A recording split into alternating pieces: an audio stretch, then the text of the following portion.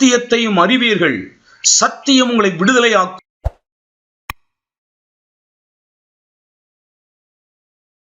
தேவனுடைய வார்த்தைக்கு நேராக நம்முடைய இருதயங்களை திருப்புவோம். லூக்கா எழுதின சுவிசேஷம், லூக்கா எழுதின சுவிசேஷம் 4ஆம் அதிகாரம் 17-18 வசனங்களை நம்ம வாசிக்க போகிறோம். லூக்கா எழுதின சுவிசேஷம் 4ஆம் அதிகாரம் 17-18 வசனங்களை நம்ம எல்லாரும் சேர்ந்து வாசிக்கலாம். அப்பொழுது ஏசாயா தீர்க்கதரிசியின் புஸ்தகம் அவரிடத்திலே கொடுக்கப்பட்டது.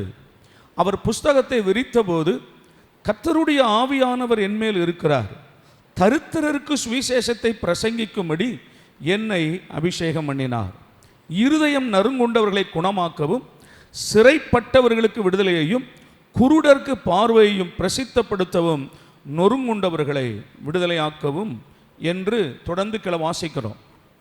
கடந்த வாரங்களிலே ஏசாயா 61ஆம் அதிகாரத்தில் இருந்து ஒரு காரியங்களை தொடர்ந்து உங்களோடு கூட நான் பேசினேன்.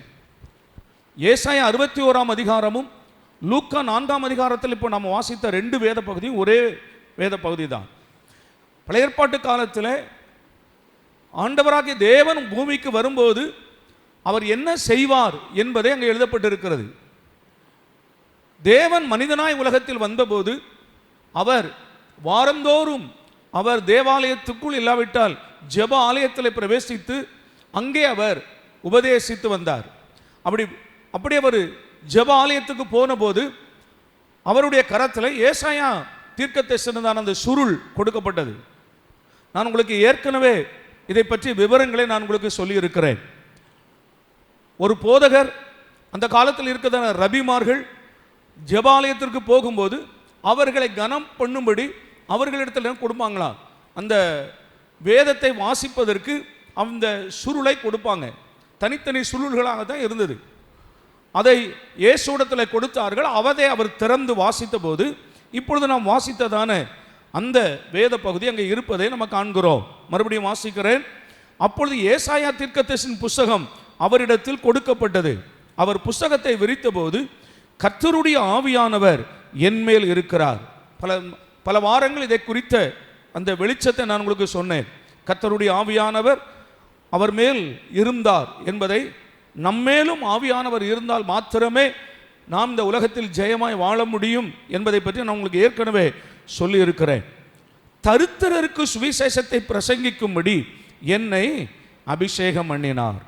இப்போ ஏசாயா தீர்க்கதரிசன புஸ்தகத்தில் என்ன வாசித்தோம் என்றால், சிறுமைப்பட்டவர்களுக்கு சுவிசேஷத்தை அறிவிக்கும்படி கர்த்தர் என்னை அபிஷேகம் பண்ணினார் அப்படின்னு எழுதப்பட்டிருக்கிறது.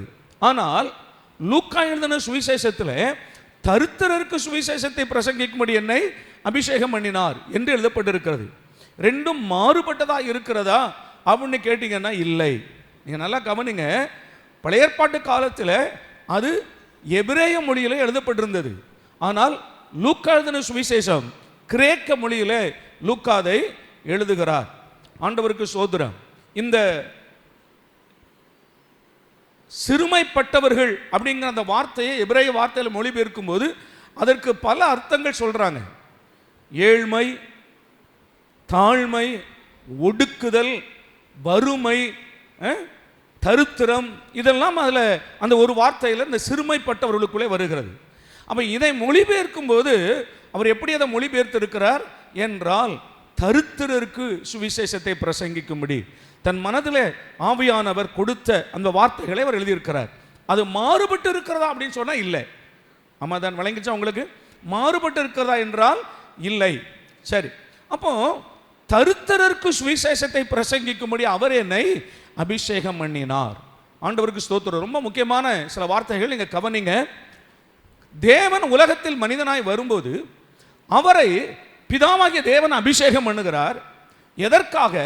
இந்த பூமியில் இருக்கதான மக்களுடைய தரித்திரங்கள் மாறுகிறதற்கு, அதை சுவிசேஷத்தின் மூலமாய் அதை மாற்றுவதற்கு அவர் என்னை அபிஷேகம் பண்ணினார் என்று சொல்லுகிறார்.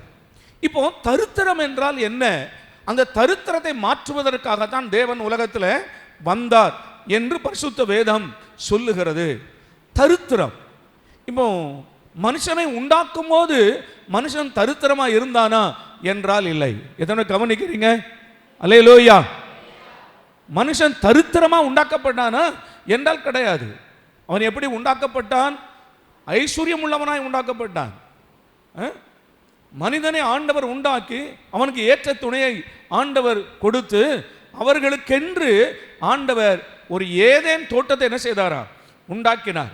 அந்த தோட்டத்திற்கு உள்ளே ஸ்தோத்திரம் ஒரு நதி பாயும்படி ஆண்டவர் செய்கிறார். ஒரு நதி தோட்டத்துக்குள்ள ஓடுகிறதுனா தோட்டம் எவ்வளவு பெரிதா இருந்திருக்கணும்னு பாருங்க.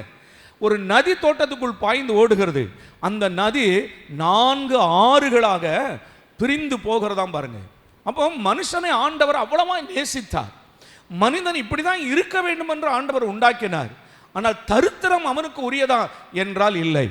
நாம் அதை எதிர்க்கணும். தரித்திரம் எனக்கு உரியது அல்ல என்று சொல்லணும். ஆண்டவருக்கு ஸ்தோத்திரம்.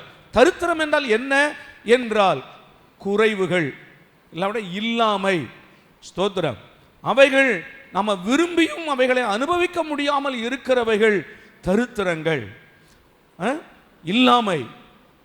சரி, இப்போ நீங்கள் ஆதியாகமத்தை பார்த்தீங்கன்னா சும்மா ஒரு சில வார்த்தைகளை மட்டும் நாங்கள் சொல்லுகிறேன். ஆதியாகமத்தின் புஸ்தகம் 2வது அதிகாரம். ஆதியாகமத்தின் புஸ்தகத்தில் நீங்கள் அந்த 2வது அதிகாரத்தில் மனிதனுக்கு ஆண்டவர் உண்டாக்கி வைத்திருக்கிற, ஏன் இதை நான் சொல்கிறேன் அப்படின்னா, மனுஷன் தரித்திரத்திற்காக படைக்கப்பட்டவன் அல்ல. அதை நம்ம அறியணும். இதை அறிந்து கொண்டால்தான் மனிதனை ஆண்டவர் எதற்காக உண்டாக்கினார் என்பதை நம்ம அறிய முடியும். எப்படிப்பட்டவனாக உண்டாக்கி இருக்கிறார் என்பதை அறியுங்கள். 2ஆம் அதிகாரம் 7வது வசனத்திலிருந்து நான் கொஞ்சம் வாசிக்கிறேன். தேவனாகிய கர்த்தர் மனுஷனை பூமியின் மண்ணினாலே உருவாக்கி ஜீவ சுவாசத்தை அவன் ஆசையிலே ஊதினார். மனுஷன் ஜீவ ஆத்துமாவானான். தேவனாகிய கர்த்தர் கிழக்கே ஏதேன் என்னும் ஒரு தோட்டத்தை உண்டாக்கி தாம் உருவாக்கின மனுஷனை அதிலே வைத்தார்.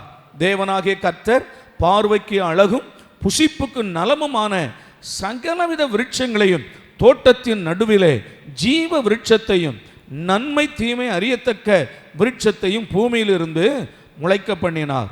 தோட்டத்துக்கு தண்ணீர் பாயும்படி ஏதேனிலிருந்து ஒரு நதி ஓடி அங்கே இருந்து பிரிந்து 4 பெரிய ஆறுகள் ஆயிற்று. எவ்வளவு பெரிய ஒரு தோட்டமாக இருந்திருக்கும்னு நினைக்கிறீங்க? அல்லேலூயா. இல்லை, ஒரு ஆறு ஓடுதுன்னு சொன்னால் ஸ்தோத்திரம், அது ஏதோ 1-2 கிலோமீட்டர் இருக்காது. இல்லை, ஒரு ஆறு ஓடுதுன்னு சொன்னால் அது எத்தனை கிலோமீட்டர் இருக்கணும்? ஒரு குடும்பத்திற்கு ஆண்டவர் அவ்வளோ பெரிய தோட்டத்தை உண்டாக்கினார். எதை மனதில் கொண்டு? அவர்கள் பலுகி பெருகி பூமியை நிரப்புகிறதற்காக அதை மனதில் கொண்டு தேவன் செய்கிறார். எதிர்காலத்தில் இவர்கள் பலுகி பெருகுவார்கள் என்பதை மனதில் கொண்டு எதிர்கால சந்ததிகளெல்லாம் மனதில் கொண்டு ஆண்டவர் செய்கிறார். ஒரு பெரிய ஆறு அங்கே ஓடுகிறது. அவைகள் ஒரு நதி ஓடி 4 பெரிய ஆறுகளாக அவைகள் பிரிந்து ஓடுகிறது. 11வது வசனம்.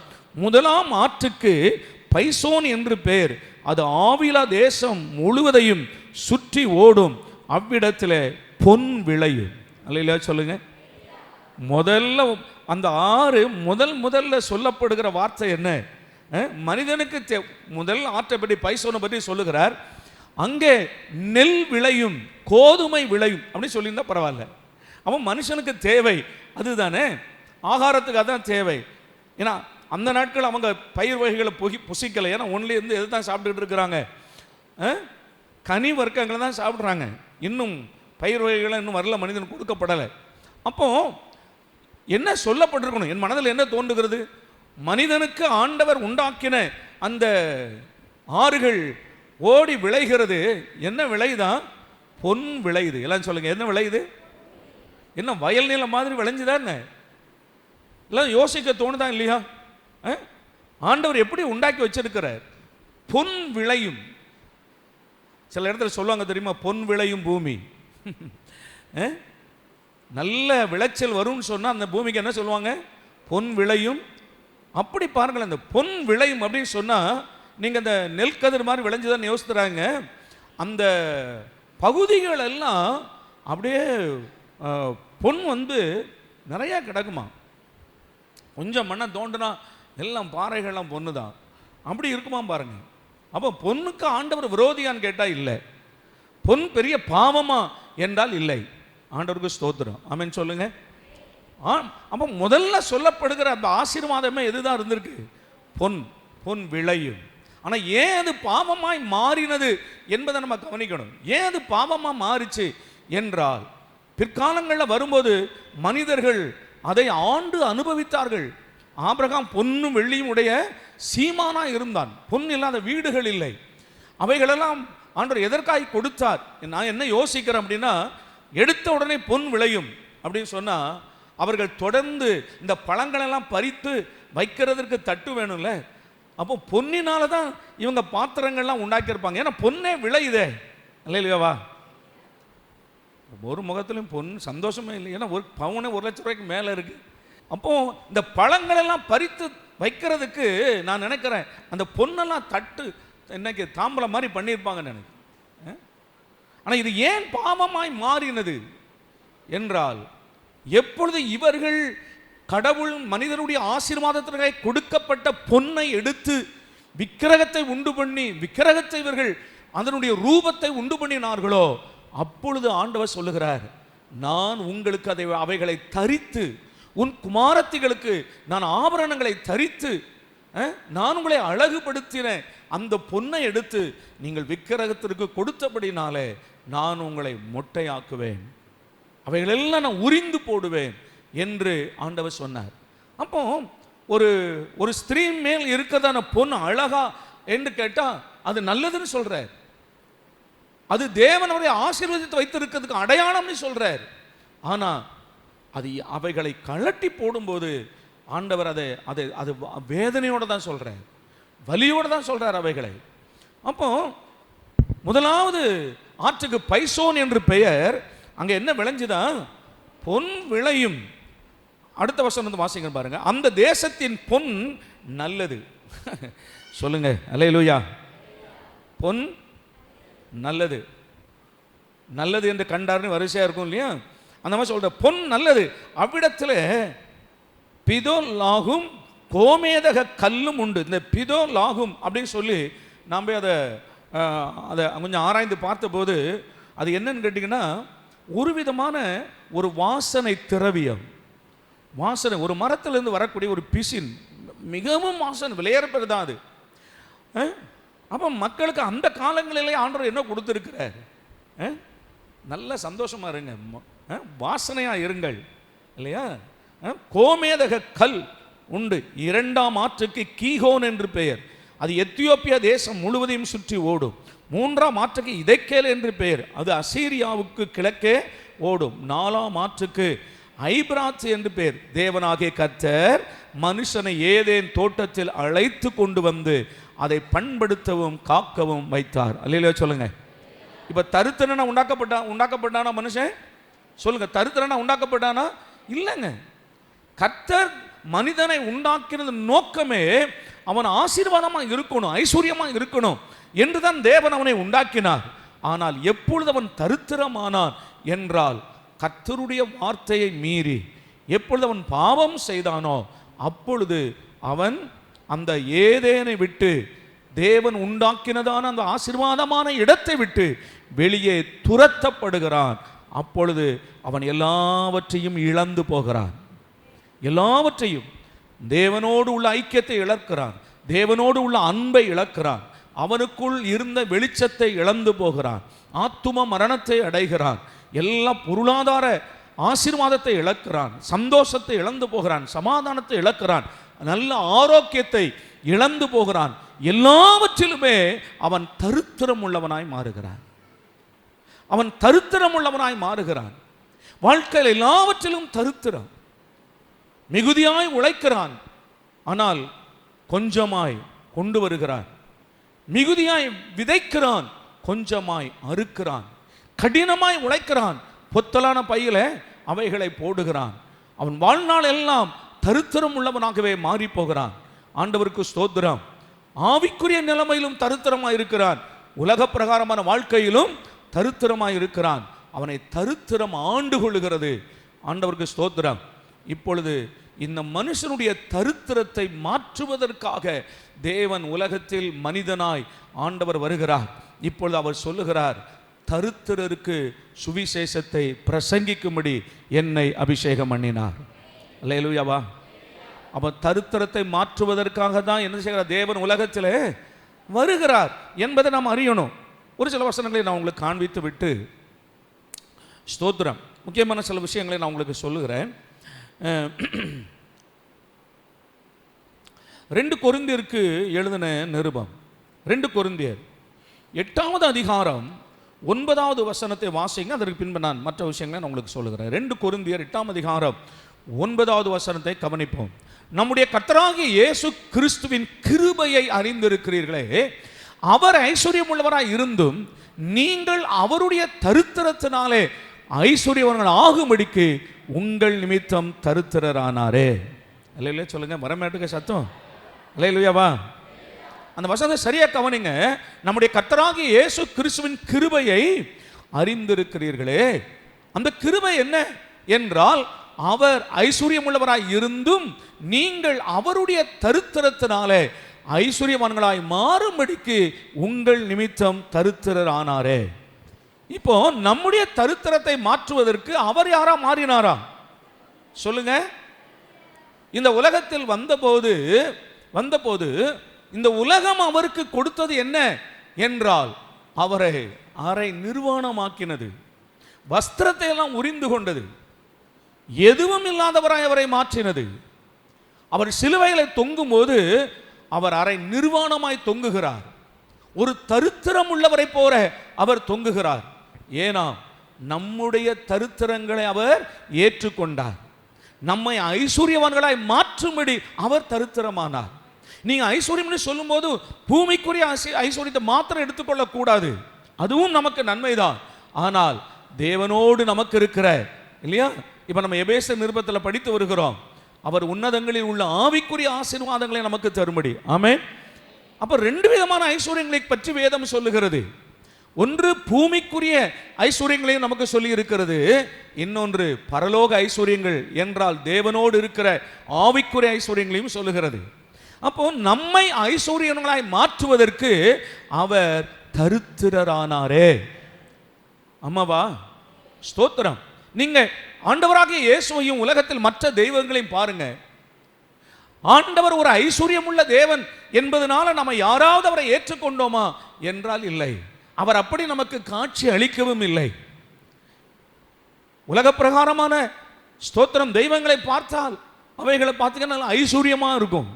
தலையில தங்க கிரீடம், இல்ல காதுல இருந்து எல்லாம் அப்படியே ஒட்டியானம் எல்லாம், அறையில அந்த எல்லாம் அந்த அந்த பெல்ட் மாதிரி கட்டியிருக்கும் பாருங்க, எல்லாம் வைரம் தான், தங்கம் தான். என்ன தலையில பார்த்தீங்களா பொன் கிரீடம் இருக்கும், வைர கிரீடம் இருக்கும், கையில பார்த்தா அப்படியே தங்கமா கொட்டும். இல்ல இதை இப்படிதான் உலக தெய்வங்களை பார்த்து இருக்கிறோம். ஆனால் கர்த்தராகிய இயேசுவை நம்ம பார்க்கும்போது தலையில முள்முடி சூட்டப்பட்டிருக்கிறது, சாபத்திற்கு அடையாளம், இரத்தம் அடிக்கிறது, கைகளிலும் கால்களிலும் ஆணிகள், கடாவ சிலுவையில அவர் கைவிடப்பட்டவராய், ஒரு அனாதையாய், தனித்து விடப்பட்டவராய், குற்றம் சாட்டப்பட்டவராய், பாவங்களை சுமந்த பாவியாய், நம்முடைய தரித்திரத்தை சுமந்து கொண்ட தரித்திரராய் சிலுவையிலே தொங்கினாரே. எதற்காக? இன்றைக்கு நீங்களும் நானும் தரித்திரமாய் வாழ்வதற்கா என்றால் இல்லை, நம்மை ஐஸ்வர்யவான்களாய் மாற்றுவதற்கு இயேசு தரித்திரமானார். நம்மை ஐஸ்வர்யவான்களாய் மாற்றுவதற்கு இயேசு தரித்திரமானார். அதைத்தான் பைபிள் சொல்லுகிறது, தரித்திரருக்கு சுவிசேஷத்தை பிரசங்கிக்கும்படி. அப்ப இன்றைக்கு காலவேளையில சொல்லுகிறது என்ன என்றால், நம்முடைய தரித்திரங்கள் மாறுகிறதற்கு உண்டான சுவிசேஷத்தை நான் உங்களுக்கு சொல்லுகிறேன். தரித்திரம் என்றால் என்ன? இல்லாமை. தரித்திரம் என்றால் என்ன? வறுமை. தரித்திரம் என்றால் என்ன? குறைவு. தரித்திரம் என்றால் என்ன? விரும்புகிறதை நாம் அனுபவிக்க முடியாதவைகள். ஆண்டவருக்கு ஸ்தோத்திரம். ஆகையால் இந்த தரித்திரம் மாறுகிறதற்குத்தான் இன்னைக்கு உலகம் குருத்தோலை ஞாயிறு என்று ஒரு பக்கம் கொண்டாடி கொண்டிருக்கிறோம், இல்லையா? இந்த தரித்திரம் மாறுவதற்குத்தான் இயேசு இத்தனை பாடுகளையும் அவர் சுமந்தார். ஆண்டவருக்கு ஸ்தோத்திரம். இந்த தரித்திரத்துக்கு காரணம் என்ன? முதலாவது காரணம் பாவம். ஆமென் சொல்லுங்க. முதலாவது காரணம் என்ன? இந்த தரித்திரத்துக்கு காரணமாய் இருக்கிறவைகளை ஆண்டவருடைய பிள்ளைகள் கண்டுபிடித்து ஒதுக்கணும். பாவம் மாத்திரம் அல்ல, தரித்திரம் அடைவதற்கு இன்னும் சில காரணங்களை வேதம் சொல்லுகிறது. வேதம் சொல்லுகிறதை நான் உங்களுக்கு சுட்டி காண்பிக்கிறேன். தேவப்பிள்ளை, நீ தரித்திரமாய் இருக்கவே கூடாது. ஆமாவா? நீயும் அநேக ஜாதிகளுக்கு கடன் கொடுப்பாய், நீ வாங்காதிருப்பாய். கர்த்தர் உன்னை வாளாக்காமல் தலையாக்குவார். நீ கீழா இராமல் மேலா இருப்பாய். மற்றவர்களுடைய ஆண்டு கொள்வதில்லை, நீ புறஜாதிகளை ஆளுவாய் என்று வேதம் சொல்லுகிறது. உன் ஆளுகை உன்னிடத்தில் திரும்ப வரும் என்று சொல்லப்பட்டிருக்கிறது. முந்தின ஆளுகை உன்னிடத்தில் வரும். ஆகையினால வேதத்தை சரியா கவனிங்க. அவன் முதலாவது தருத்திரம் பாவம். பாவத்து நிமித்தமாக தான் இத்தனை வருகிறது. 2 நீதிமொழிகளின் புஸ்தகம் 13ஆம் அதிகாரம் 18வது வசனம். காரணத்தையும் சொல்லுகிறேன், பரிகாரத்தையும் சொல்லுகிறேன். கொஞ்சம் வேகமா வாசிக்கலாமா? நீதிமொழிகளின் புஸ்தகம் 13ஆம் அதிகாரம் 18வது வசனம். புத்திமதிகளை தள்ளுகிறவன் தரித்திரத்தையும் லட்சையும் அடைவான். நல்லா கவனிக்கிறீங்களா? ஏன் தரித்திரம் வருமா? கொஞ்சம் சத்தமா சொல்லுங்க. ஏன் தரித்திரம் அடைவான்? புத்திமதிகளை தள்ளுகிறவன் தரித்திரம் அடைவான். அல்லேலூயாவா? சொல்லுங்க எல்லாம் சேர்ந்து கவனிக்கிறீங்களா? புத்திமதிகளை தள்ளுகிறவன். ஆனா எது பிடிக்காது தெரியுமா மக்களுக்கு? பிள்ளைகளுக்கெல்லாம் எது பிடிக்காது? நீங்க இப்ப ஆராதனை முடிந்த உடனே அவர்களுக்கு நல்ல சாப்பாடு, சாப்பாட்டோட சேர்த்து ஒரு ஐஸ்கிரீம் எல்லாம் வாங்கி கொடுங்க, ஓகே. ஆனா ஐஸ்கிரீம் சாப்பிடக்கூடாதுரா, சளி பிடிக்கும், டாக்டர் சாப்பிடக்கூடாதுன்னு சொல்லி இருக்கிறாரு அப்படி சொல்லி பாருங்க, பிடிக்காது. நீங்க புத்தி சொன்னீங்கன்னா பிடிக்காது. வேற என்ன வேணாலும் சொல்லுங்க. அல்லேலூயாவா? ஆமென். சந்தோஷமா இருக்கிறீங்களா? அதாவது புத்தி யார் சொல்றா? ஏன் சொல்லணும்? உனக்கு புத்தி இல்லாததுனால புத்தி இருக்கிறவங்க சொல்றாங்க. அம்மாவா தம்பிமாரே, என்ன கவனிக்கிறீங்களா? ஏன் புத்தி சொல்றாங்க பெற்றோர்கள்? நம்முடைய நன்மைக்காக தானே. பிள்ளைகளே, உங்கள் பிதாக்களின் புத்திமதியை கேளுங்கள். அப்ப புத்திமதியை தள்ளுகிறதுனால இவங்களுக்கு என்ன வருகிறது? ஆசீர்வாதம் வர முடியாமல் போகிறது. இந்த புத்திமதியை கேட்காததுனால ஆசீர்வாதம் வராமல் போகிறது. உதாரணத்துக்கு, படிக்க வேண்டிய காலத்தில் என்ன செய்யணும்? நல்லா படிக்கணும். விதைக்க வேண்டிய காலத்தில் விதைக்கணும். அதை நான் பிறகு சொல்றேன். அப்போ படிக்க வேண்டிய காலத்தில் இவன் படிக்க மாட்டேன்னு சொல்லி ஊதாரித்தனமா அலைந்தால் தரித்திரம் அடைவான் இல்லையா? ஏன்னா அவன் புத்தியை கேட்கல. அவன் படிச்சிருந்தான்னா இன்னைக்கு அவனோடு சேர்ந்து படித்தவர்கள் பேங்க்ல மேனேஜரா இருக்கிறது போல. இன்னைக்கு பேங்க்ல மேனேஜரா இருந்தா எவ்வளவு சம்பளம் வாங்குறாங்க? 1 லட்சம் ரூபாய் சம்பளம் வாங்குறாங்கன்னு வச்சுக்கிடுங்க. அவங்க வீட்டில் ஏதாவது பொருள் குறைவா இருக்குமா? சகலமும் ஐஸ்வர்யமாய் அவன் வீட்டில் எல்லாம் பொருளும் இருக்கும். ஆனா உன் வீட்டில் நீ கீழ்ப்படிய மாட்டேன்னு சொன்னாயே, நான் படிக்க மாட்டேன்னு சொன்னியே, புத்திமதியை கேட்கலையே, உன் வீட்டில் என்ன இருக்கும்? தரித்திரம். அதுதான் காரணம். நீ புத்திமதியை தள்ளும் போது தரித்திரத்துக்கு அதுதான் காரணம். ஸ்தோத்திரம். 2 நீதிமொழிகள் 20ஆம் அதிகாரம் 13ஆம் வசனம். நீதிமொழிகள் 20:13. தூக்கத்தை விரும்பாதே, விரும்பினா தரித்திரமாவாய். கவனிக்கிறீங்களா? அல்லேலூயாவா? தூக்கத்தை எங்க வீட்டில் விரும்புறது வேற, சபையில வந்து தூங்குறாங்க. எங்க சொல்லுவீங்க? ஆலயத்தில் வந்து நம்ம ஆசீர்வதிக்கப்படுகிறதற்கு, ஜெயிப்பதற்கு, உலகத்தை மேற்கொள்வதற்கு, எதிரியை வீழ்த்துவதற்கு சபையில தேவ பிள்ளைகள் கரங்களில் பட்டயத்தை கொடுக்கிற இடம் சபை. ஆலயத்துக்கு வந்தால் உலகத்தை நீங்க ஜெயிப்பதற்குரிய வசனத்தை கொடுக்கிற இடம் சபை. உங்களை எதிரியாகிய பிசாசானவனை வீழ்த்துவதற்குரிய ஆயுதங்களை கொடுக்கிற இடம் சபை. தூங்கினா தூக்கத்தை சொல்லுங்க சத்தமா, தூக்கத்தை சத்தமா சொல்லுங்க, தூக்கத்தை விரும்பாதே. தூக்கத்தை விரும்பாதே. நீ ஏன் தூங்குற? அதை ரொம்ப லைக் பண்றோம், ரொம்ப விரும்புறோம். அப்படியே தூக்கம் வரும்போது இயேசுவின் நாமத்தில் அப்பாலே போ அப்படின்னு சொல்றோமா? நீங்க வேணா நல்லா சோதித்து பாருங்க. டிவியில் உட்கார்ந்து பார்க்கும்போது அப்படியே கண்ணெல்லாம் பார்த்துக்கலாம், அப்படியே வெட்டு வெட்டுன்னு இந்த என்ன சொல்றது, அந்த பெருசா இருக்கும். ஒரு கண்ணு 2 கண்ணா இருக்கும் பாருங்க. மொபைலை பார்த்து அப்படியே வெட்டு வெட்டுன்னு எத்தனை மணி நேரம் தான் பார்ப்பான். ஆனா ஜெபம் பண்ணுவோமா அப்படின்னு குடும்ப ஜெபத்துக்கு கூப்பிடுங்க, கூப்பிட்டு பாட்டிலே கொரட்டை விட்டு தூங்குவான். அட பாவி, இவ்வளவு நேரம் கண்ணை முழிச்சு தானடா இருந்த. அவன் ஏன்னு கேட்டா, ஜெபத்தை விரும்பல, தூக்கத்தை விரும்புகிறான். ஆமாவா? நீ விரும்புகிறது வரும். விளங்குதா உங்களுக்கு? நீ எதை விரும்புகிறாயோ அதுதான் வரும். ஜெபத்தை ஒரு 5 நிமிடமே உட்கார்ந்த உடனே தூங்க ஆரம்பிக்கிறோம்ல. பைபிளை கையில எடுத்து 2 வசனம் வாசிக்கிறது தூங்குறோம்ல. தூக்கம் நல்லது தானே என்று சொன்னால் நீ எப்போ தூங்கணுமோ அப்பதான் தூங்கணும். தூக்கத்தை விரும்பாதே, விரும்பினால் தரித்திரமாவாய். உலகத்தில் அநேக ஜெயித்தவர்களை குறித்து நீங்க வாஸ்து படிச்சிருப்பீங்க. நெப்போலியன், மகா அலெக்சாண்டர், இந்திரா காந்தி போன்ற பெரிய பெரிய தலைவர்கள் நீங்க படிச்சிருப்பீங்க. இவர்கள் எல்லாரும் தூக்கத்தை வெறுத்தவர்கள். அதிக நேரம் 2 மணி நேரம் 3 மணி நேரம் தான் தூங்குறாங்க. அல்லேலூயா. அவர்களுக்கு ஒரு பெரிய தலைவர்களாக இருந்திருக்கிறார்கள், பெரிய ஜெயித்தவர்களாக இருந்திருக்கிறாங்கன்னா தூக்கத்தை வெறுத்தவர்கள். இன்றைக்கு அதிகமான பேர் தூக்கத்தை விரும்புகிறதுனாலே தரித்திரமா இருக்கிறான். உலக வாழ்க்கையிலும் சரி, ஆவிக்குரிய வாழ்க்கையிலும் சரி, தூக்கத்தை விரும்பாதே, விரும்பினால் தரித்திரமாவாய். நீதிமொழியின் புஸ்தகம் 6ஆம் அதிகாரம் 9 முதல் 11 வசனம். 6ஆம் அதிகாரம் 9, 10, 11. சோம்பேறியே, நீ எவ்வளவு நேரம் படுத்திருப்பாய்? சில அம்மாமாருக்கு மனசுல அப்படியே வரும், பாஸ்டர் நீங்க சொல்றது உண்மைதான், எத்தனை தடவையே சொல்லிட்டேன். சோம்பேறியை, நீ எவ்வளவு நேரம் படுத்திருப்பாய்? எப்பொழுது உன் தூக்கத்தை விட்டு எழுந்திருப்பாய்? இன்னும் கொஞ்சம் தூங்கட்டும், இன்னும் கொஞ்சம் உறங்கட்டும், இன்னும் கொஞ்சம் கை முடக்கி கொண்டு நித்திரை செய்யட்டும் என்பாயோ? உன் தரித்திரம். தரித்திரருக்கு சுவிசேஷத்தை பிரசங்கிக்கும்படி கர்த்தர் என்னை அபிஷேகம் பண்ணினார்.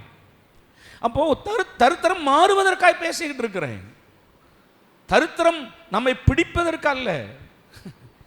சில ஆட்களை பார்த்தீங்கன்னா திட்டும் போதே சொல்லுவாங்க, தரித்திரம் பிடிச்சவன் இல்லை அப்படின்னா என்னன்னு உங்களுக்கு தான் தெரியும். தரித்திரம் பிடிச்சவா அப்படின்னு பேசுவாங்க பாருங்க. அல்லேலூயாவா.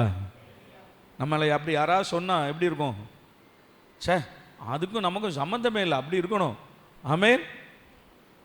உன் நிமித்தம் ஆசீர்வாதம், யோசேப்பின் நிமித்தம் பார்வோனின் வீடு ஆசீர்வதிக்கப்பட்டது, அப்படி இருக்கணும்.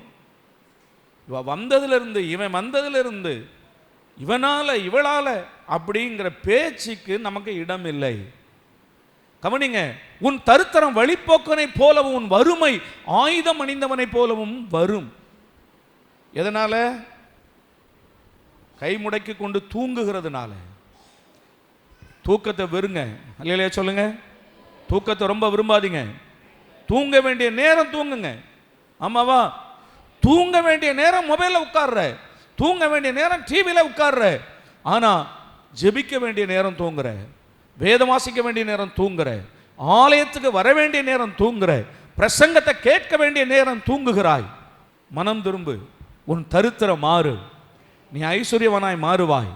உன் செழிப்பு உன் வீட்டை நிரப்பும், நீ ஐஸ்வர்யவனாய் மாறுவாய் என்று சொல்லுகிறேன். 3, 4 நீதிமொழிகள் 21ஆம் அதிகாரம் 17வது வசனம். நீதிமொழிகள் 21:17. சிற்றின்ப பிரியன் தரித்திரனாவான். ஹலோ, கவனிங்க. சிற்றின்ப பிரியன் தரித்திரனாவான். அந்த சிற்றின்பம்னா என்ன அப்படின்னு கீழே சொல்றார். மதுபானத்தையும் எண்ணெயும் விரும்புகிறவன் ஐஸ்வர்யன் ஆவதில்லை. அப்படின்னா என்ன? சில ஆட்களை கேட்டீங்கன்னா சின்ன சின்ன ஆசை. அங்கே அன்னைக்கு காரில் ஒரு பாட்டு போய்கிட்டு இருக்கும்போது ஒரு பாட்டு பாடுது. யாரோ சென்னையில் இருந்து ஒரு ஊழியக்கார் பாடியிருக்கிறார், ஒரு பாஸ்டர், சின்ன சின்ன ஆசை அப்படின்னு. இன்னைக்கு நிறைய சின்ன சின்ன ஆசைனால தான் அவன் தரித்திரம் ஆகிறான். ஆனால் பரிசுத்த வேதம் என்ன சொல்லுகிறது? நீதிமான்களின் ஆசை அவனுக்கு கொடுக்கப்படும். உங்களுக்கும் எனக்கு இருக்க வேண்டிய ஆசை என்ன? என் இயேசுவை காண என் உள்ளம் எப்போதுமே என்னில் வாஞ்சிக்குதே. எப்போ அவர் முகம் கண்டு நான் என்னாலும் அவரில் ஜீவிப்பேனோ. அல்லேலூயாவா. நம்முடைய ஆசை என்ன? என் தேவனை பார்க்கணும், அதை விட ஒரு பெரிய ஆசை. இது ஃபாதர் பாடுறாரு, வேறு ஒரு ஆசை இல்லை இயேசு ராஜா, உம்மை தவிர உம்மை தவிர. ஆமே. அப்போ சிற்றின்ப பிரியன் தரித்திரமாவான்.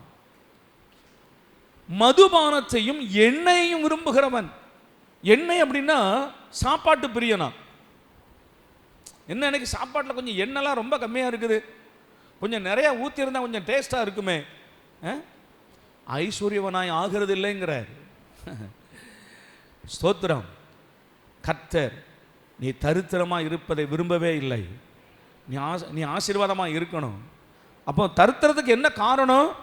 ஒன்று பாவம், 2 தேவனுடைய புத்திமதியை தள்ளுகிறது, 3 தூக்கத்தை விரும்புகிறது, 4 சிற்றின்ப பிரியம். இந்த சின்ன சின்ன பிரிய அந்த ஆசைகளெல்லாம் விட்டுட்டு, தேவனே நீர் என் ஆசை, ஜெபம் என் விருப்பம், வேதமே என் ஆசை, இப்படி மாறி பாருங்க. தேவ சமூகம் தான் என் இஷ்டம்.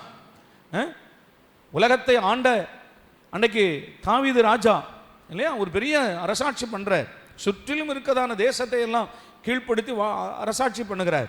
ஆனால் அவருடைய ஆசை எதா இருந்ததா? ஒன்றை நான் கேட்டேன் அதையே விரும்புவேன். அவருடைய ஆசை என்ன? நான் கர்த்தருடைய ஆலயத்தில் ஆராய்ச்சி பண்ணவும், அவருடைய மகிமையை பார்க்கவும், கர்த்தருடைய ஆலயத்தில் தங்கியிருப்பதையே நான் விரும்புகிறேன். அமையன் தானே? அல்லேலூயாவா? சரி. அப்போ அதே போல தானே ஆவிக்குரிய வாழ்க்கையிலும். இப்போ நான் உலக பிரகாரமான வாழ்க்கை சொன்ன பார்த்தீங்களா, சில தரித்திரங்கள் நம்முடைய வாழ்க்கையில் இருக்கு. ஆவிக்குரிய வாழ்க்கையிலும் அதே போல தான் தரித்திரம் என்பது அங்கேயும் இருக்கிறது. வாசிக்கலாமா? வெளிப்படுத்தின விசேஷம் 2ஆம் அதிகாரம் 9வது வசனம். கொஞ்சம் வேகமா போடுங்க மக்களே. வெளிப்படுத்தின விசேஷம் 2ஆம் அதிகாரம் 9வது வசனம். உன் கிரியைகளையும் உன் உபத்திரவத்தையும், நீ ஐஸ்வர்யம் உள்ளவனாய் இருந்தும் உனக்கு இருக்கிற தரித்திரத்தையும். விளங்குதா? நீ ஐஸ்வர்யமானாய் இருந்தும் உனக்கு இருக்கிற தரித்திரத்தையும். நீ உலக பிரகாரமா எப்படி இருக்கிற? ஐஸ்வர்யமா தான் இருக்கிற. எல்லாம் இருக்குது, பணம் இருக்கு, பொருள் இருக்கு, வீடு இருக்கு, கார் இருக்குது, எல்லா சொத்தும் இருக்கிறது, நல்ல வேலை இருக்குது, உலக பிரகாரமா ஐஸ்வர்யனா இருக்கிற. ஆனால் ஆவிக்குரிய வாழ்க்கையில நீ எப்படி இருக்கிற? தரித்திரமா இருக்கிற. ரட்சிப்பு இல்லை, தேவனோடு உடன்படிக்கை இல்லை, ஆண்டவரோடு சமாதானம் இல்லை, பரிசுத்த வாழ்க்கை இல்லை, பரிசுத்த ஆவியின் நிறைவு இல்லை, கிருபா வரங்கள் இல்லை, ஜெப வாழ்க்கை இல்லை, ஆவியின் கனிகள் இல்லை. நீ ஆவிக்குரிய வாழ்க்கையில ஒரு தரித்திரம் உள்ளவனா இருக்கிறாய். நல்லா கவனிச்சுக்கிடுங்க. உலக பிரகாரமா நீ ஐஸ்வர்யவனா வாழ்ந்துடலாம், வந்துடும். இப்ப நான் சொன்ன வார்த்தைகளை விசுவாசித்து நீ வாழ்ந்துடலாம். ஆனால் பூமியில் வாழ்கிறதற்கு உனக்கு எது தேவை? பூமிக்குரிய ஐஸ்வர்யங்கள், ஆசீர்வாதங்கள்.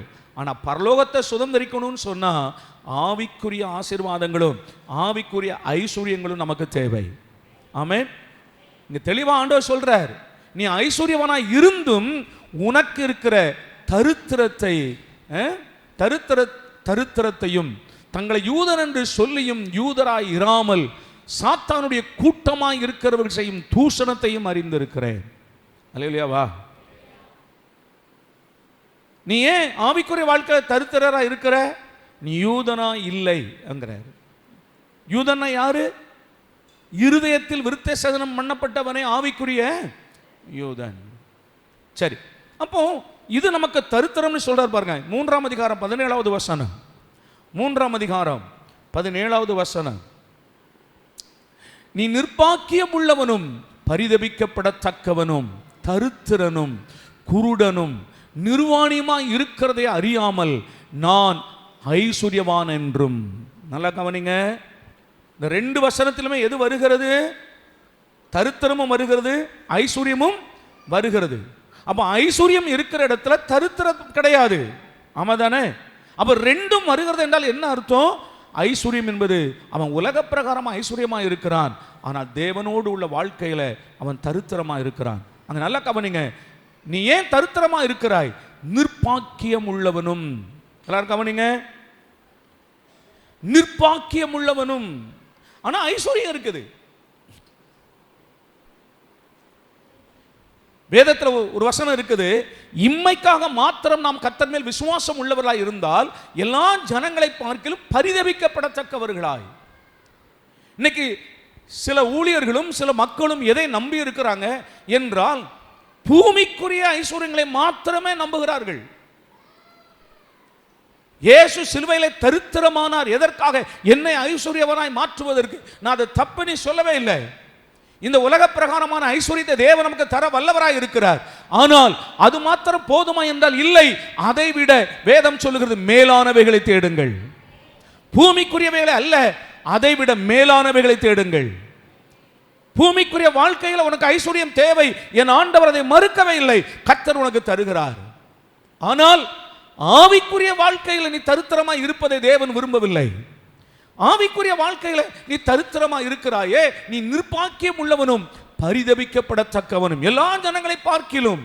ஆண்டவர் சொல்றார், இம்மைக்காக மாத்திரம் நீ ஆண்டவர் மேல விசுவாசம் உள்ளவனா இருந்தால், இம்மைக்காக மாத்திரம் எனக்கு என்ன நன்மை வரும், எனக்கு என்ன லாபம் கிடைக்கும், எனக்கு என்ன இந்த வருஷத்துல எனக்கு எத்தனை சொத்துக்கள் வாங்க முடியும், பூமிக்குரிய காரியங்களிலேயே நீ இஷ்டம் உள்ளவனாய் இருந்தால், இம்மைக்காக மாத்திரம் நீ ஆண்டவர் மேல விசுவாசம் உள்ளவனாய் இருந்தால் எல்லா ஜனங்களை பார்க்கலும் நீ பரிதபிக்கப்படத்தக்கவனும். தொடர்ந்து கவனிங்க, தரித்திரனும், அதுதான் இல்லாமை, குருடனும், கர்த்தரை பார்க்க முடியாத ஆவிக்குரிய வாழ்க்கையில கண் தெரியாதவனாய் இருக்கிறாய். எந்த தரிசனமும் இல்லை, பரலோகத்தை பற்றிய தரிசனம் இல்லை, எதிர்காலத்தை பற்றிய தரிசனம் இல்லை. குருடனும் நிர்வாணியுமா இருக்கிறதை அறியாமல். என்ன இல்லையா? ஆண்டவருடைய ரட்சிப்பின் வஸ்திரம் இல்லை, கல்யாண வஸ்திரம் இல்லை, ஆண்டவர் உனக்காய் ரத்தத்தில் தோய்த்து வெளுத்து கொடுத்த வஸ்திரம் இல்லை, நிர்வாணியாய் இருக்கிறாய். ஆகையினாலே நீ யாரா இருக்கிற? தரித்திரமா இருக்கிற. அல்லேலூயாவா, அல்லேலூயாவா, தரித்திரமா இருக்கிற. அப்போ உலக பிரகாரமான காரியத்திலும் ஆண்டவர் சொல்றார், நீ தரித்திரமா இருக்கக்கூடாது. ஆனா இன்னைக்கு நீ தரித்திரமா இருக்கிற. இதை மாற்றுவதற்கு தான் நான் எங்க மரித்து இருக்கிறேன், சிலுவையில உனக்காக தரித்திரமானேன். இது மாத்திரமல்ல, இதை மாத்திரம் சொல்லுகிற இன்றைக்கு பல ஊழியர்கள் சபைகள் பெருகிக் கொண்டே வருகிறது. ஆனால் என் வேதம் இருபுறமும் கருக்குள்ள பட்டயம், ரெண்டு பக்கம் பாருங்க. அதே போல நீ ஆவிக்குரிய வாழ்க்கையில நீ உலக பிரகாரமாக மாத்திரம் ஐஸ்வர்யவனா இருந்து மாத்திரம் போதுமா என்றால் இல்லை. இப்ப ஆவிக்குரிய வாழ்க்கையில நீ யாரா இருக்கணும்? பாக்கியம் உள்ளவனா இருக்கணும். நிர்பாக்கியம் உள்ளவன் வருது. 128ஆம் சங்கீதத்தில் முதல் வசனம் வாசிக்கிறோம், இதோ கர்த்தருக்கு பயந்து அவர் வழியில் நடக்கிறவன் எவனோ அவன் பாக்கியவான். பாக்கியவான். இங்க எல்லாம் உலக பிரகாரமா அவனுக்கு எல்லாம் இருக்கிறது, தன்னை ஐஸ்வர்யவான் நினைக்கிறான். உதாரணம் சொன்னா, இயேசு ஒரு ஓமை சொல்வார் இல்லையா? ஐஸ்வர்யவான் ஒருவன் இருந்தான், அவன் வீட்டு வாசலிலே லாசரு என்கிற தரித்திரனும் இருந்தான். அந்த நேம் அங்க யூஸ் பண்ற, தரித்திரனும் இருந்தான். அவனுடைய பார்வையில் இவன் யாரா இருக்கிறான்? அடுத்த நேரம் சாப்பாட்டுக்கு வழி இல்லை. அந்த ஐஸ்வர்யனுடைய மேஜையிலிருந்து விழக்கூடிய துணிக்கைகளை சாப்பிடுகிற தரித்திரனா இருக்கிறான். ஆகாரம் இல்லை, உடுத்துவதற்கு நல்ல உடை இல்லை, சரீரத்தில் இருக்கிற நோய்களை போய் டாக்டரிடம் காண்பிப்பதற்கு பணம் இல்லை, நாய்கள் பருக்களை நக்கிற்று. ஆனால் 2 பேரும் மரித்தார்கள். சொல்லுங்க அல்லேலூயா. 2 பேரும் மரித்தார்கள். ஐஸ்வர்யவான் நரகத்தில் கொண்டு விடப்படுகிறான், லாசரு ஆபிரகாம் மடிகளை கொண்டு போய் விடப்படுகிறான். ஆமாவா? அல்லேலூயா. நான் என்ன சொல்லுகிறேன்? ஆண்டவர் உன் தரித்திரத்தை மாற்றுவதற்காகத்தான் அவர் சிலுவையில் தரித்திரம் ஆனார். எந்த தரித்திரத்தை மாற்றுவதற்கு? பூமிக்குரிய பிளஸ் ஆவிக்குரிய, ரெண்டிலும் நீ யாரா இருக்கணும்? ஐஸ்வர்யவனா இருக்கணும். ஒரு பறவை பறப்பதற்கு 2 சட்டைகள் அவசியம். ஆகையினால் ஆண்டவருடைய பிள்ளையே, நீ பூமிக்குரிய வாழ்க்கையிலும் நீ ஆண்டவருக்கு சாட்சியாக இருக்கணும். நீ தரித்திரமா இருக்கிற தேவன் விரும்பல. அதை பார்க்கிலும் நீ ஆவிக்குரிய வாழ்க்கையில ஐஸ்வர்யம் உள்ளவனாய் இருப்பதற்கு ஆண்டவர் விரும்புகிறார். ஆமென், ஸ்தோத்திரம். சரி, இப்படிப்பட்டதான இந்த தீமைகளை ஆவிக்குரிய வாழ்க்கையிலும் சமாதானத்தை இழந்து போனான், சந்தோஷத்தை இழந்து போனான், சரீரத்தில் நல்ல ஆரோக்கியத்தை இழந்து போனான், நிம்மதியை இழந்தான், சுயாதீனத்தை இழந்து அடிமையானான், பரிசுத்த வாழ்க்கை இழந்தான், உண்மையான தேவ அன்பை இழந்து விட்டான், தேவனோடு இருந்த ஜீவனையும் அவன் இழந்தான். இப்ப இதையெல்லாம் ஆண்டவர் திரும்ப கொடுப்பதற்கு தான் இவன் மறுபடி வாசிங்க 2 கொரிந்தியர் 8:9. இதுல இருந்து நான் உங்களுக்கு ஐஸ்வர்யத்தை பற்றி நான் அப்படியே கொஞ்சம் சொல்லித்தரேன், கொஞ்சம் வேகமாக கவனிக்கலாம். 2 கொரிந்தியர் 8:9. நம்முடைய கர்த்தராகிய இயேசு கிறிஸ்துவின் கிருபையை அறிந்திருக்கிறீர்களே, அவர் ஐஸ்வர்யம் உள்ளவராய் இருந்தும் நீங்கள் அவருடைய தரித்திரத்தினாலே ஐஸ்வர்யவான்களாய் மாறும்படிக்கு உங்கள் நிமித்தம் தரித்திரமானாரே. அவர் யாரா இருக்கிறாரா? ஐஸ்வர்யம் உள்ளவராய் இருந்தும். ஏன்னா வேதம் சொல்லுகிறது பொன்னும் வெள்ளியும் கர்த்தருடையது. ஆமென் சொல்லுங்க. வானமும் பூமியும் கர்த்தருடையது. அல்லேலூயாவா. எல்லாம் அவர் உண்டாக்கினவைகள், சகலமும் அவருக்குரியது. பரலோகத்தில் ஆண்டவர் நமக்காய் போடுகிற அந்த வீதிகள் எல்லாம் பொன்னாய் இருக்கிறது, சுத்த பொன்னாய் இருக்கிறது பைபிள் சொல்லுகிறது. அவர் ஐஸ்வர்யம் உள்ளவராய் இருந்தும் நம்மை ஐஸ்வர்யனாய் மாற்றுகிறதற்காக அவர் யாராய் வந்தாரா?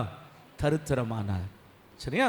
சரி, இப்போ இந்த பூமியில் தேவனுடைய பிள்ளைகள் ஐஸ்வர்யவான்களாய் மாறுகிறதற்கு வேதம் சொல்லுகிற சில வழிகளை நான் வேகமாக சொல்லிவிடுகிறேன். யாக்கோபு 2ஆம் அதிகாரம் 5வது வசனம், 1 பேதுரு 1:7. கொஞ்சம் வேகமாக வாசிக்கலாமா? யாக்கோபு 2ஆம் அதிகாரம் 5வது வசனம், என் பிரியமான சகோதரரை கேளுங்கள், தேவன் இவ்வுலகத்தின் தரித்திரரை, தரித்திரருக்கு சுவிசேஷத்தை, அதான் இன்னைக்கு தலைப்பு, கவனிங்க, இவ்வுலகத்தின் தரித்திரரை விசுவாசத்தில் ஐஸ்வர்யவான்களாகவும். ஆமென் சொல்லுங்க சத்தமா. அப்ப எது நமக்கு ஐஸ்வர்யத்தை கொண்டு வரும்? நம்முடைய தரித்திரம் எதன் நிமித்தமாய் மாறும் என்றால் உன்னுடைய விசுவாசம் தான் உன்னுடைய தரித்திரத்தை மாற்றி உன்னை ஐஸ்வர்யமாய் மாற பண்ணுகிறது. அல்லேலூயா சொல்லுங்க. நம்முடைய வாழ்க்கையில் இருக்கிற மிகப்பெரிய சொத்து ஐஸ்வர்யம் எது தெரியுமா? விசுவாசம் தான் நம்முடைய மிகப்பெரிய சொத்து. அல்லேலூயா. அதை விட மிகப்பெரிய ஒரு ஐஸ்வர்யம் எதுவுமே கிடையாது. இந்த பொன்னை பார்க்கிலும், வைடூரியங்களை பார்க்கிலும், விலையேறப்பெற்ற எல்லாவற்றை பார்க்கிலும் உங்களுக்குள் இருக்கிற விசுவாசமே மிகப்பெரிய ஐஸ்வர்யம். இந்த எல்லாவற்றையும் இழந்து விட்டு இந்த விசுவாசத்தை மாத்திரம் நீங்க காத்து கொண்டால், இந்த விசுவாசத்தை வைத்து திரும்ப எல்லாவற்றையும் வாங்கிக் கொள்ளலாம். நான் சொன்னது எத்தனை பேர் விளங்கிச்சு? நீ எல்லாவற்றையும் இழந்து போகலாம். யோபு மாதிரி சகல ஐஸ்வர்யங்களும் இழக்கலாம். சொத்துக்கள் இழந்தான், ஆடு மாடுகள் எல்லாவற்றையும் இழந்தான், பிள்ளைகளை இழந்தான், வீட்டை இழந்தான், சரீர சுகத்தை இழந்தான், எல்லாவற்றையும் இழந்து போனார். ஆனால் எதை மாத்திரம் இழக்கல? சத்தமா சொல்லுங்க, எதை மாத்திரம் இழக்கல? அவர் என்னை கொன்று போட்டாலும் நான் அவர் பேரில் நம்பிக்கையாய் இருப்பேன். எதை இழக்கல? விசுவாசத்தை மாத்திரம் இழக்கல. நான் சொல்லுகிறேன், உன் வாழ்க்கையில் ஆண்டவர் உனக்கு தந்திருக்கிற மிகப்பெரிய ஐஸ்வர்யம் விசுவாசமே. நீ எதை இழந்தாலும் விசுவாசத்தை மாத்திரம் இழந்து போகாதே. பேதுருவை பார்த்து ஆண்டவர் சொல்லுகிறார், பேதுருவே, பிசாசு உன்னை சுளகினால் புடைப்பதற்கு உத்தரவு கேட்டுக்கொண்டான், நானோ உன் விசுவாசம் ஒளிந்து போகாதபடி வேண்டிக் கொண்டேன். பவுல் சொல்லுகிறார், நல்ல போராட்டத்தை போராடினேன், விசுவாசத்தை ஓட்டத்தை முடித்தேன், விசுவாசத்தை காத்துக்கொண்டேன். ஏன் விசுவாசம்? திரும்ப திரும்ப விசுவாசம் உன் ஐஸ்வர்யம் என்று ஏன் சொல்லுகிறது? அல்லேலூயா. இந்த விசுவாசம் தான் உன் கிறிஸ்தவ வாழ்க்கையில மிகப்பெரிய பொக்கிஷம். இதை வைத்து எல்லாவற்றையும் வாங்கலாம். ஆமென். நீங்க காலையில் எழும்பி போறீங்க, உங்க வீட்டுக்கு தேவையான அனைத்து பொருட்களையும் வாங்கணும்னு போறீங்க. ஒரு 1 கிலோ தங்கத்தை கையில கொண்டு போறீங்க, வேற ஒண்ணுமே இல்லை. 1 கிலோ தங்கம் எடுத்துட்டு போறீங்க. என்னதெல்லாம் வாங்கலாம் சொல்லுங்க? என்னதெல்லாம் வாங்கலாம்? தங்கம்னு சொன்னோன்னே சில முகத்துலலாம் சிரிப்பு. அல்லேலூயா சொல்லுங்க. இன்னைக்கு 1 பவுன் 1 லட்சம் ரூபா அப்படின்னு வச்சுக்கிடுங்க. என்ன 1 கிலோ தங்கம் எத்தனை பவுன் எனக்கு கரெக்டாக தெரியல, ஆனால் 1 பவுன் 8 கிராம். எவ்வளோ வாங்கலாம் இல்லை? ஃப்ரிட்ஜ் வாங்கிடலாம், வாஷிங் மிஷின் வாங்கிடலாம், குக்கர் வாங்கிடலாம், அடுப்பு வாங்கலாம், தேவையான அத்தனை பொருட்களும் வாங்கிடலாம். ஆமாம் தானே? ஆனால் விசுவாசத்தை காமிப்பேடுமா உங்களுக்கு? 1 பேதுரு 1ஆம் அதிகாரம் 7வது வசனம். 1 பேதுரு 1ஆம் அதிகாரம் 7வது வசனம். அழிந்து போகிற பொன். ஹலோ, என்னவா சொல்லுங்க? ஆதியாகமத்தில் வாசித்தோம், பைசோ நதியில் பொன் விளையும், பொன் நல்லது. ஆனால் அந்த பொன் உலகத்துக்கு மட்டும்தான் உதவும். ஆனால் என்ன பண்ணுமா சொல்லுங்க? 100 பவுன் நகை போட்டிருக்கலாம். அதை நான் என்கிட்ட எவ்வளோ நகை இருக்குன்னு காண்பிக்கிறதுக்கே சில ஆட்கள் சில கல்யாணத்துக்கெல்லாம் போவாங்க பாருங்க. ஆனால் நாசிலேருந்து சுவாசம் போயிட்டா சொல்லுங்க, 100 பவுன் போட்டிருந்தாங்கப்பா, சரி 1 பவுன் அவங்க உடம்புல போட்டு போதைங்க. கவனிங்க, எத்தனை பேர் அப்படி செய்வாங்க? யாராவது பார்த்துருக்குறீங்களா? சரி 100 பவுன் போட்டிருந்தாங்கப்பா, 1 பவுனை போட்டு போதைங்க, 99 எடுத்துக்கலாம். யாராவது போடுவாங்களா? ஒரே ஒரு பொட்டு கம்மல் கிடந்தாலும் கலத்திடுவான். அல்ல இல்லையாவா? ஆனால் அதை என் ஆண்டோடைய வேதம் சொல்லுகிறது, நீ வரும்போது ஒன்றும் கொண்டு வந்ததில்லை, நீ போகும்போது ஒன்றும் கொண்டு போகிறதில்லை. இந்த உலகத்தில் நீ அனுபவிக்கிறதற்கு தேவன் உனக்கு சில நன்மைகளை தந்தார். 1 தீமோத்தேயு 6:17 சொல்லுகிறார், நாம் அனுபவிக்கிறதற்கு சகலவித நன்மைகளை நமக்கு சம்பூர்ணமாய் கொடுக்கிற தேவன். இந்த உலகத்தில் வாழ்கிற காலத்தில் நீ அனுபவிக்கிறதுக்காக தேவன் என்ன செய்கிறாராம்? தருகிறார். ஆனால் போகும்போது எல்லாவற்றையும் இந்த உலகம் விட்டுட்டு தான் போகணும். எல்லாத்தையும் விட்டுட்டு தான் போகணும். சரி, இப்போ அந்த அழிந்து போகிற பொன் அக்கினினாலே, எல்லாரும் ஆழமாக கவனிங்க, அழிந்து போகிற பொன் அக்கினினாலே சோதிக்கப்படும், அதை பார்க்கிலும். ஹலோ ஹலோ, 1 கிலோ தங்கம் இருந்தால் எல்லாவற்றையும் வாங்கலான்னு சொன்ன பாருங்க. அப்போ இதற்கு ஒப்பாக உங்ககிட்ட விசுவாசம் இருந்தால் அதை பார்க்கலாம் அதிக விலையேறப்பட்டதா இருக்கிற உங்கள் விசுவாசம். கரங்களை தட்டி ஆண்டுக்கு நன்றி சொல்லுங்க. அல்லேலூயாவா, அல்லேலூயாவா. இப்ப நான் சொல்லுகிறேன், உங்க கையில 1 கிலோ தங்கம் இருந்தா நீங்க என்னதெல்லாம் வாங்க முடியுமோ அதை பார்க்கிலும் எதை வச்சு வாங்க முடியும்? சொல்லுங்க, எதை வச்சு வாங்க முடியும்? அந்த விசுவாசம் உனக்கு இருந்ததுன்னா, நல்லா கவனிங்க, இன்றைக்கு ஆண்டவர் உங்களுக்கு நன்மை செய்ய போகிறார். விசுவாசிங்க. 12 வருஷம் பாடுள்ள ஸ்திரீ வியாதிப்பட்டு, அவள் ஒடுக்கப்பட்டு ஒதுக்கப்பட்டு அவள் இயேசுவிடத்தில் வருகிறாள். இவள் யார் மூலமா சுவிசேஷத்தை கேட்டாள்? அந்த பிசாசு பிடித்தவன், அந்த 6000 பிசாசு பிடித்தவன் இருக்கான் இல்லையா, லேகியோன், அவன் சுகமாகி அவன் ஊருக்குள்ள போய் என்ன செய்கிறான் சொல்லு. அந்த வார்த்தையை கேட்டு இந்த மகள் நினைக்கிறா, நான் அவருடைய வஸ்திரத்தின் ஓரத்தை தொட்டா கூட சுகமாயிருவேன் என்று வந்து ஓரத்தை தொட்ட மாத்திரத்தில் அவள் சுகமாயிட்டா. ஆண்டவர் என்ன சொன்னார் தெரியுமா? மகளே, உன் விசுவாசம் உன்னை, சத்தமா சொல்லுங்க, உன் விசுவாசம் உன்னை. அப்ப டாக்டருக்கு லட்சமாய் செலவு பண்ணி சுகமாகாத வியாதி எதனால சுகமாயிட்டு? அவன் நான் சொல்ற பொன்னை விட எது உயர்ந்தது? இன்னைக்கு அதுதான் இல்ல மக்கள்கிட்ட. அல்லேலூயாவா. இன்னைக்கு அதுதான் இல்ல. இன்னைக்கு ஞாயிற்றுக்கிழமை வேலைக்கு போனா பாஸ்டர் ஒரு 1000 ரூபாய் கிடைக்கும். பிரதர், நீ 1000 ரூபாய் இழந்து போனீன்னா உனக்கு 10,000 ரூபாய்க்குள்ள விசுவாசத்தை கடவுள் சர்ச்சில் தருவார். கரங்களை தட்டி ஆண்டுக்கு நன்றி சொல்லுங்க. நீ வேலைக்கு போனா 1000 ரூபாய் கிடைக்கும். ஆனா சபைக்கு வந்தா, இன்றைக்கு நான் சொல்றேன், இன்னைக்கு சபைக்கு வந்த ஒரு பாக்கியவான்கள். ஆமா தானே? அப்போ சபைக்கு வந்தா உனக்கு விசுவாசத்தை தேவன் உனக்கு சொல்லித்தரார். அதை பார்க்கலும் விலையேற பெற்றது. அப்ப நீ எதை விரும்புவீங்க? விசுவாசத்தையா பொன்னையா? பொன்னை பார்க்கிலும் எனக்கு விசுவாசமே உயர்ந்தது. அல்லேலூயாவா. அதனாலதான் சில விசுவாசம் உள்ள தேவ பிள்ளைகள் அந்த பொன்னை விரும்புகிறதில்லை, அந்த பொன்னை அணிந்து கொள்ளுகிறதில்லை. ஏன் அவர்கள் பொன் வேண்டாம் என்று சொல்லுகிறார்கள்? அதுக்காக ஐஸ்வர்யம் வேண்டாமா அப்படின்னு கேட்டா தேவை தேவை. ஆனா அதை பார்க்கிலும் எனக்கு எது வேணும்? விசுவாசம் இருந்தால் எல்லாவற்றையும் நான் திரும்ப பெற்றுக் கொள்வேன். அல்லேலூயாவா. அப்போ எல்லாவற்றையும் இழந்து போன யோபு விசுவாசத்தை மாத்திரம் விடல, அந்த ஒன்றை மாத்திரம் ஜீவனோடு பிடித்து உயிரோடு உயிராய் விசுவாசத்தை பிடித்து கொண்டிருக்கிறார். அந்த விசுவாசத்தினால இழந்து போன ஆடு மாடுகளை 2 எத்தனையாய் பெற்றுக்கொண்டார். அந்த விசுவாசத்தினால பிள்ளைகளை திரும்ப பெற்றுக்கொண்டார். அந்த விசுவாசத்தினால சொத்துக்களை திரும்ப பெற்றுக்கொண்டார். அந்த விசுவாசத்தினால இழந்து போன வாழ்க்கை திரும்ப வந்தது. தேவ பிள்ளையே, கர்த்தர் உனக்கு சொல்லுகிறார், அந்த விசுவாசத்தை மாத்திரம் இழந்து போகாத, அது பொன்னை பார்க்கிலும் விலையேற பெற்றது. ஆமென். பொன்னை பார்க்கிலும் விலையேற பெற்றது. அப்போ அந்த விசுவாசம் தான் எதுவா? ஐஸ்வர்யம். ஆமென். சோத்திரம். யாக்கோபு 2:5 மறுபடியும் வாசிங்க. யாக்கோபு 2:5 சீக்கிரமா. யாக்கோபு 2:5 என் பிரியமான சகோதரரை கேளுங்கள், தேவன் இவ்வுலகத்தின் தரித்திரரை விசுவாசத்தில் ஐஸ்வர்யவான்களாய். ஆமென். விசுவாசத்தை உங்களை யாரா மாற்றுகிறார்? ஐஸ்வர்யவான்களாய். சரி, ஸ்தோத்திரம். அப்போ இந்த விசுவாசம் நம்முடைய வாழ்க்கையில் இருந்தால் சகலவற்றையும் அந்த விசுவாசத்தினாலே நம்ம என்ன பண்ண முடியும்? பெற்றுக்கொள்ள முடியும். 1 யோவான் 5:4 சொல்லுகிறது, நம்முடைய விசுவாசமே உலகத்தை ஜெயிக்கிற ஜெயம். சத்தம் ஆமென் சொல்லுங்க.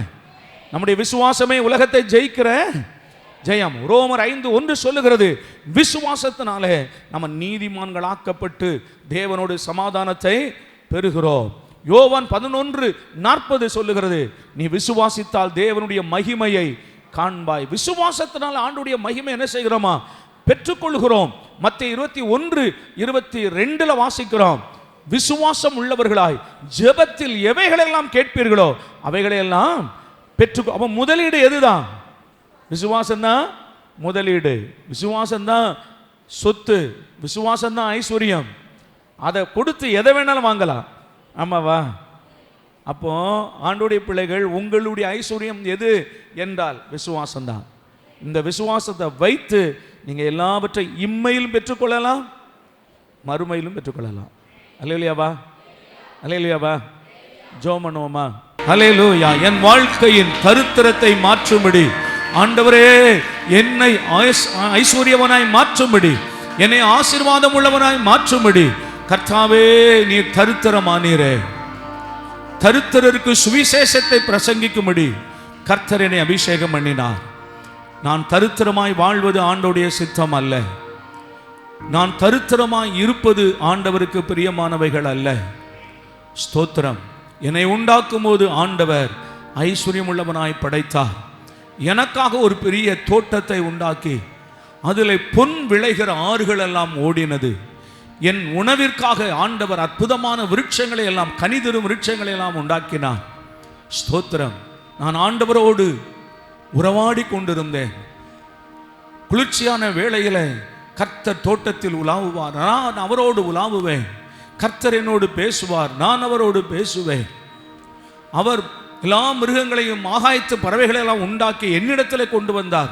அவைகளுக்கு நான் தான் பெயர் வைத்தேன். அவ்வளவாய் தேவனுக்கும் எனக்கும் உறவு இருந்தது. நான் தேவனோடு வாழ்ந்து கொண்டிருந்தேன். ஆனால் பிசாசானவன் ஏவாளை வஞ்சித்த போது,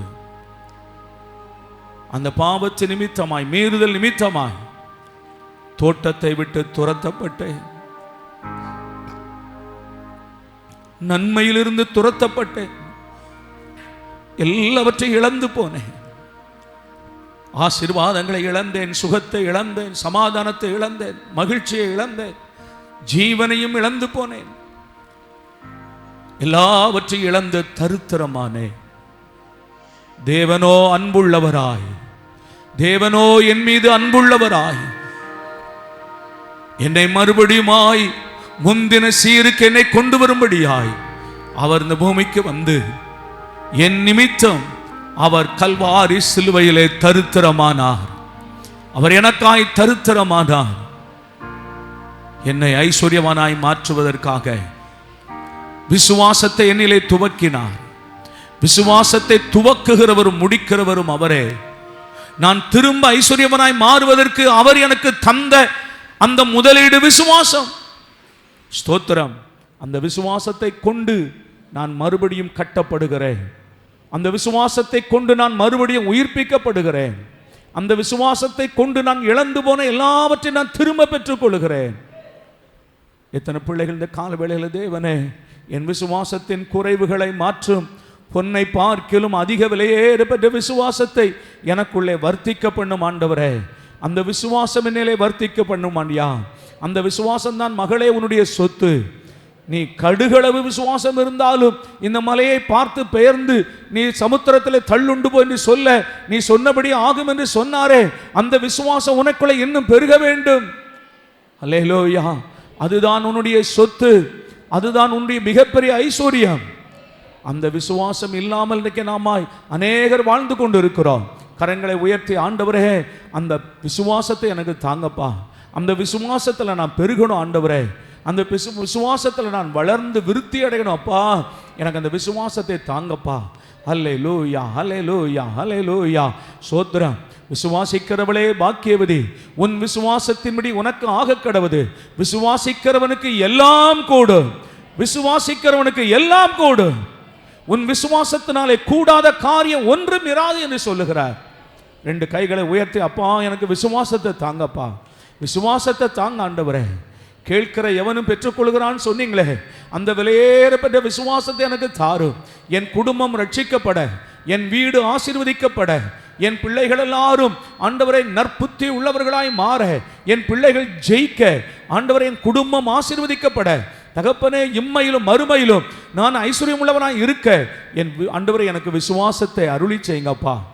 அல்லேலூயா. ஸ்தோத்திரம், ஸ்தோத்திரம், ஸ்தோத்திரம். இன்றைக்கு கர்த்தர் உன் தரித்திரத்தை மாற்றினார். இன்றைக்கு ஆண்டவர் உன் தரித்திரத்தை மாற்றினார். இனி நீ தரித்திரனாய் இருக்க போது இல்லை. கர்த்தர் உன்னை ஐஸ்வர்யம் உள்ளவனாய் மாற்றினார். ஓ அல்லேலூயா. ஆவிக்குரிய தரித்திரங்கள் உன்னை விட்டு மாறி கர்த்தர் விசுவாசத்தினால் உன்னை ஐஸ்வர்யவனாய் மாற்றுவார். நீ இழந்து போன எல்லாவற்றை திரும்ப பெற்றுக்கொள்ளுவாய். நீ உடுத்திக் கொள்வதற்கு வெண் வஸ்திரத்தை திரும்ப பெற்றுக்கொள்ளுவாய். கர்த்தர் உன் கண்களுக்கு கலிங்கம் போடுவாராக, உன் கால்களுக்கு பாதரட்சைகளை போடுவாராக. நீ இழந்து போன எல்லா சுகத்தையும் பலனையும் கர்த்தர் உனக்கு திரும்ப தருவாராக.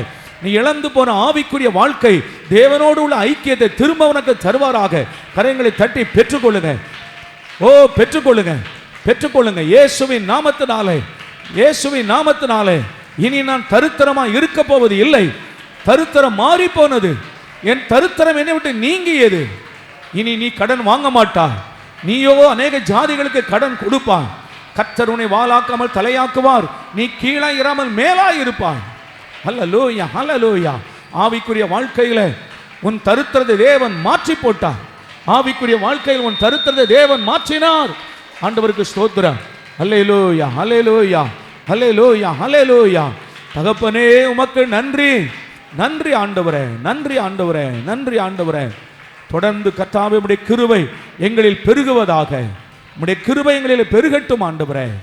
தொடர்ந்து ஆண்டவரே கர்த்தரோடு நாங்கள் ஆவிக்குரிய வாழ்க்கையில இணைந்து வாழ்கிறதற்கு தேவன் உதவி செய்ய. தூக்கத்தை விரும்பாதபடி நாங்கள் எப்பொழுதும் ஆவிக்குரியதை விரும்பும்படி கர்த்தர் கிருபைகளை தாரும். தரித்திரத்தை கொண்டு வருகிற எல்லாவற்றையும் நாங்கள் விருத்து தள்ளுகிறோம் ஆண்டவரே. கர்த்தர் எங்களை எல்லாவற்றிலும் சிறந்திருக்கும்படி செய்வாராக. உம்முடைய பரிசுத்த கரங்களை ஒப்புக் கொடுக்கிறோம். உம்முடைய பிள்ளைகளை நடத்தும் ஆசீர்வதியும். மாலை ஆராதனைக்காக ஜெபிக்கிறோம் ஆண்டவரே. ஸ்தோத்திரம். அநேகரை கர்த்தர் அதிலே கொண்டு வந்து சேர்ப்பீராக. உம்முடைய திருநாமம் மகிமைப்படட்டும். ஆசீர்வதியும். செலுத்தப்பட்ட காணிக்கைக்காக ஸ்தோத்திரம். ஆண்டவரை ஆசீர்வதித்து உம்முடைய பிள்ளைகளுக்கு 1000ஆய் திரும்ப கூடும். எல்லா மகிமையும் கர்த்தருக்கே செலுத்துகிறோம். கர்த்தராகிய இயேசுவின் நாமத்தில் வேண்டிக் கொள்கிறோம் எங்கள் நல்ல பிதாவே, ஆமென். நம்முடைய கர்த்தராகிய இயேசுவின் கிருபையும் பிதாவாகிய தேவனுடைய அன்பும் பரிசுத்த ஐக்கியமும் இன்றும் என்றும் சதா காலம் நம் அனைவரோடும் சகல பரிசுத்தவான்களோடும் நிலைத்திருப்பதாக. ஆமென். என் ஆத்துமாவே கர்த்தரை ஸ்தோத்தரி, என் முழு உள்ளமே உடைய பரிசுத்த நாமத்தை ஸ்தோத்தரி. என் ஆத்துமாவே கர்த்தரை ஸ்தோத்தரி, கர்த்தர் செய்த சகல உபகாரங்களை மறவாதே. ஆமென்.